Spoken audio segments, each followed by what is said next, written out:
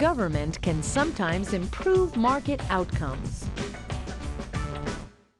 Economists believe that markets are a very powerful way of organizing a society's scarce resources.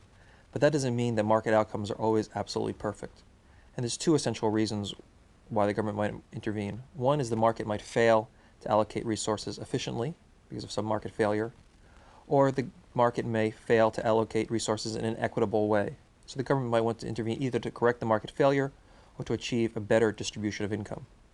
One reason markets fail to work efficiently is due to what economists call an externality.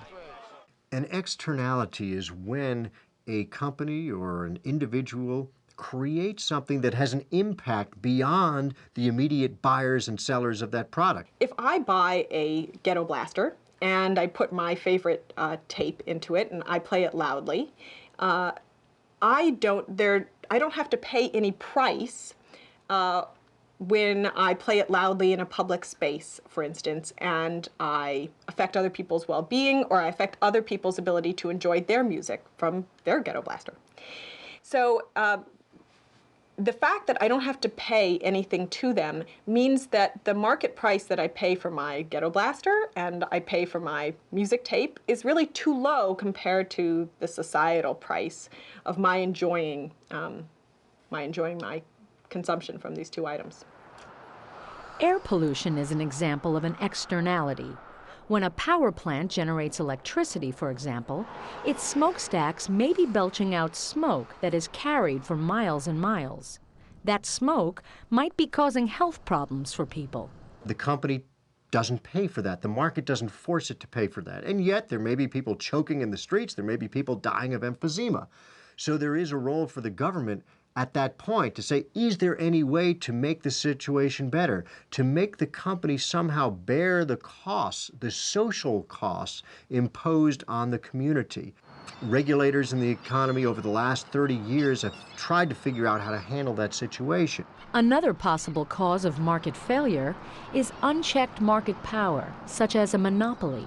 Market power occurs when one of the players in a market, either a firm or a person who's selling his services, is large relative to the market and is able to control some part of the market and manipulate prices. A good example is airline hubs. Airline hubs exist for a very good technical reason. It helps an airline if it can have flights that are all going out of one city because it helps coordinate passengers.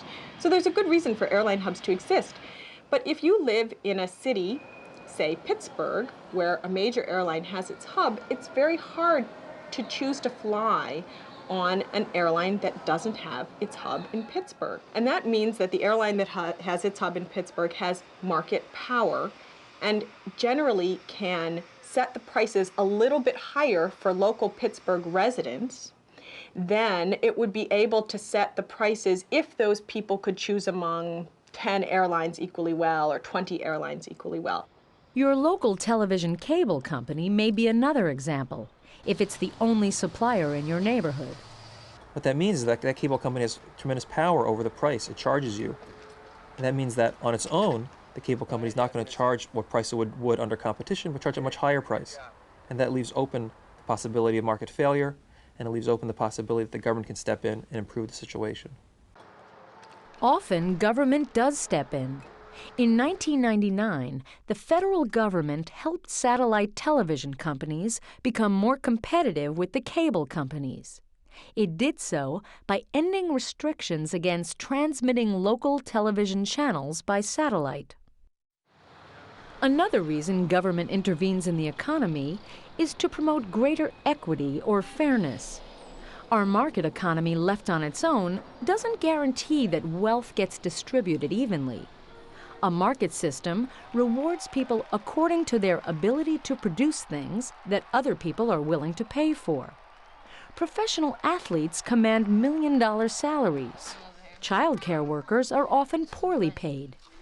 The invisible hand of the market doesn't ensure that everyone receives enough to eat or adequate health care.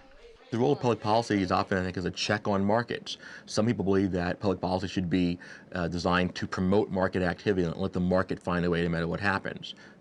winner take all. Some other people believe that markets, because they have no conscience and they may not necessarily trust individuals to make the right social choices, will impose various ways of redistributing wealth, from taxes to promoting programs such as affirmative action to setting minimum wages. These type of social public policy programs are designed to be a balancing effort against unchecked market power. The problem is when you find the market making a mistake, when you find a market imperfection, it's very tempting to say, well, government, fix this. But it simply raises the question, can the problem be fixed? How can the government solve the problem? And that's where economists over the last 50 years have changed their point of view. They used to be more eager for the government to step in and correct the problem. Now they recognize how complex a situation it is whenever the government does get involved. We began this video talking about how individuals make economic decisions. We've just been looking at how people interact with one another in the marketplace.